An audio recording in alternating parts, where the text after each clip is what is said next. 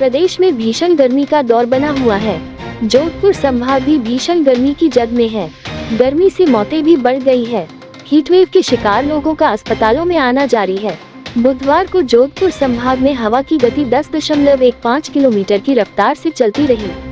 इससे पारे का बना तो रुक गया, मगर वातावरण में गर्मी का एहसास बराबर बना रहा।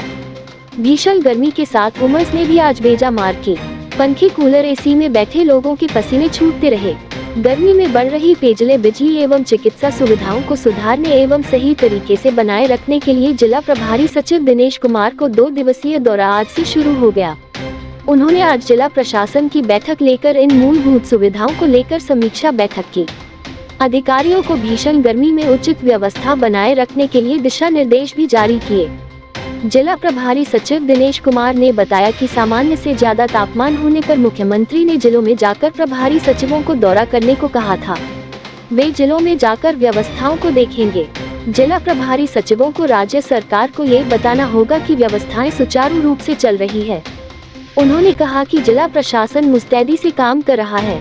पीएचडी में व्यवस्थाएं सुधारने को कहा गया है।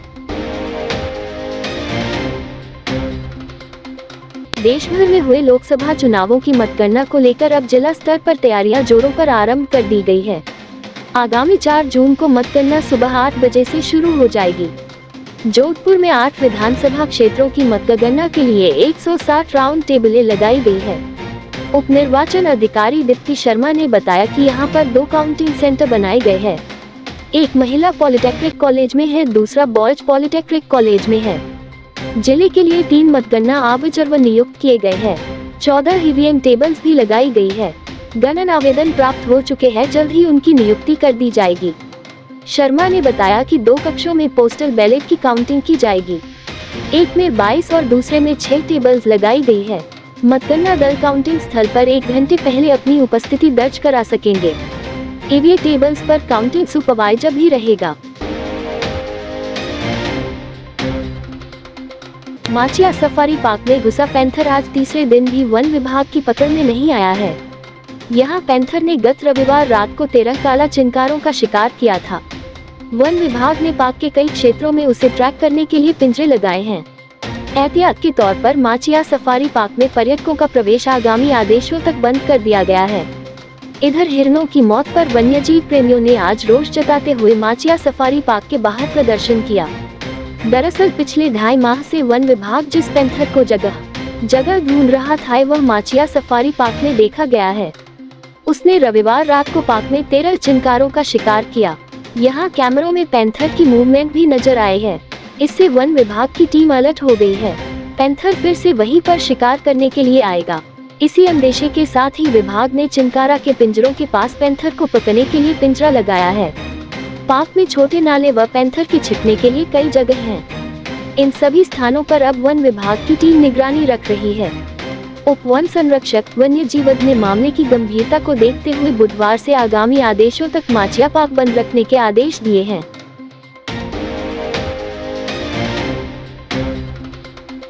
राजस्थान संगीत नाटक अकादमी की तरफ से शास्त्रीय नृत्य प्रशिक्षण शिविर आज से आरंभ हुआ है। 15 दिन तक चलने वाले इस प्रशिक्षण शिविर में कई बालक बालिकाएं भाग लेने पहुंचे हैं। प्रशिक्षण अकादमी के हॉल में शुरू किया गया है। अकादमी की प्रशिक्षणकर्ता ने बताया कि यहां पर 6 साल की उम्र से लेकर 35.36 साल के लोग प्रशिक्षण प्राप्त करेंगे। 12 जून तक ये प्रशिक्षण दिया जाएगा। 12 को बच्चों का शास्त्रीय नृत्य में कितना सीखा, इनका परफॉर्मेंस भी होगा। बच्चों को 3 ताल का प्रशिक्षण दिया जा रहा है। प्रशिक्षणकर्ता ने बताया कि बच्चों को तो हे तत्काय टुकड़े सहित बंदिशें भी सीखेंगे। 15 दिन का समय कम होता है, मगर हमारी कोशिश रहेगी कि बच्चों में इसकी रुचि बनी रहे और वे आगे भी इस कला को आगे बनाए रखेंगे। अकादमी का काम है कि वह कला को बनाए रखे और बच्चों को विशेष तौर पर प्रोत्साहित किया जाता है। गर्मी के कारण वाहनों में आग लगने की घटनाएं भी बढ़ रही है। बुधवार को शहर से करीब 25 किलोमीटर दूर एक बाइक में लगी आग में वह पूरी तरह से जल गई। बाइक चालक अनिल सियाग अपनी मोटरसाइकिल से कल्याणपुर से अपने गांव रोहिचा कला जा रहा था, तभी अचानक उसकी बाइक हीट वेव का शिकार हो गई और उसमें आग लग गई। चालक कुछ समझ पाता इतनी देर में तो बाइक पूरी तरह से आग की चपेट में आ गई थी। हालांकि तब तक वह भागकर दूर चला गया। आग लगने का कारण तेज गर्मी के साथ टायर के गर्म होकर स्पार्किंग होना बताया गया है। बीच सड़क बाइक में लगी आग को बुझाने के लिए आसपास के लोग जमा हो गए और उन्होंने पानी डालकर आग को बुझाने का प्रयास किया, लेकिन तब तक बाइक पूरी जल चुकी थी।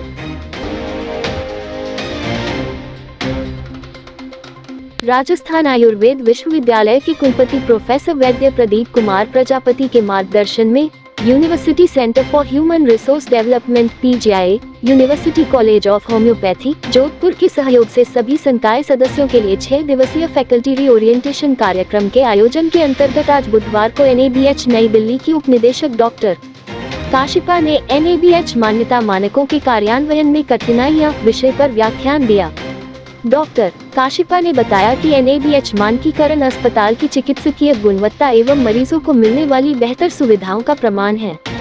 अस्पताल को राष्ट्रीय प्रत्यान board for hospitals and health care providers द्वारा निर्धारित प्रत्यान मानकों का कार्यान्वयन एक चुनौती वाला काम है, जिसमें कई कठिनाई आती है, जैसे प्रशिक्षित और योग्य स्टाफ, प्रशिक्षण और जागरूकता, गुणवत्ता सुधार और मानकीकरण के प्रति प्रतिबद्धता की कमी, दस्तावेजीकरण, आवश्यक आधारभूत संरचना जैसे कि सुविधाएं, उपकरण और तकनीकी संसाधनों का अभाव आदि। वर्धमान महावीर खुला विश्वविद्यालय कोटा क्षेत्रीय कार्यालय जोधपुर के डिप्लोमा इन योग साइंस प्रशिक्षण के समापन के अवसर पर university college naturopathy and yogic science डा सर्वपल्ली राधाकृष्णन राजस्थान आयुर्वेद विश्वविद्यालय जोधपुर के प्राचार्य डा चंद्रभान शर्मा ने उपस्थित प्रशिक्षणार्थियों को आसन प्राणायाम एवं ध्यान का शास्त्रीय विधि से अभ्यास करने हेतु प्रेरित किया। इसके अलावा योगाभ्यास के संपूर्ण लाभ प्राप्त करने के लिए दैनिकचर्या में आचरण में लाने व आहारचर्या पर जोर दिया। जंक फूड, फास्ट फूड, तले भुने आहार द्रव्यों का त्याग कर समय पर ताज़ा पोषक तत्वों से भरपूर आहार करने के प्रति जागरूक किया। साथ ही आयुर्वेद विश्वविद्यालय में माननीय कुलपति महोदय प्रो वैद्य प्रदीप कुमार प्रजापति द्वारा किए गए नवाचार योग साधना एवं मंत्र चिकित्सा अध्ययन केंद्र गुफा ध्यान योग के क्षेत्र में राष्ट्रीय एवं अंतर्राष्ट्रीय उपलब्धियों व चिकित्सा व्यवस्था के बारे में जानकारी दी गई। समापन समारोह में मुख्य अतिथि के रूप में उत्कर्ष कोचिंग संस्थान के CEO श्री निर्मल गहलोत उपस्थित रहे। ये थे आज के मुख्य समाचार। विस्तार से जानने के लिए पढ़ते रहिए दैनिक नव ज्योति। दैनिक नव ज्योति के YouTube चैनल को सब्सक्राइब करें और ताज़ा अपडेट के लिए बेल आइकॉन दबाएं।